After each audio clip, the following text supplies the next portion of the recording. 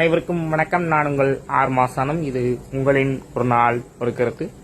அதாவது இப்ப தமிழகத்தில் நடக்கக்கூடிய அடுத்தடுத்த கொடூர சம்பவங்கள் மக்கள் மத்தியில் எப்படி பேசப்படுகின்றது என்று பார்த்தால், இந்த தவறெல்லாம் நடக்காமல் இருப்பதற்கு நேதாஜி சுபாஷ் சந்திர போஸ் ஐயாவை போல் ஒருவர் வர வேண்டும், முத்துராமலிங்க தேவரையாவை போல் ஒருவர் வர வேண்டும், காந்தியடிகளை போல் ஒருவர் வர வேண்டும், தமிழ்நாட்டினை நன்றாக ஆட்சி செய்த காமராஜர் ஐயாவை போல் ஒருவர் வர வேண்டும் என்றெல்லாம் கூறுகின்றார்கள்.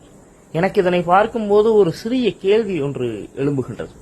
அதாவது அவர்கள் அனைவரும் மக்களுக்கு நல்லது செய்து நாட்டிற்காக உழைத்து அயராமல் உழைத்ததனாலே ஓய்வெடுத்துக் கொண்டிருக்கின்றார்கள். ஓய்வெடுத்துக் கொண்டிருப்பவர்களை ஏன் அழைக்க வேண்டும்? அவர்கள் கற்றுத்தந்த மனிதம், அவர்கள் விட்டு சென்ற அந்த ஒரு சின்னஞ்சிறு மனிதம் இருக்கின்றல்லையா, அதை நாம் பயன்படுத்த வேண்டும். அதாவது இல்லாதவர்களை அழைக்கும் இந்த சமூகம் இருப்பவர்கள் மீது ஏன் மனிதத்தை காட்ட தவறுகின்றது என்பதுதான் இப்போதுள்ள ஒரு கேள்வி.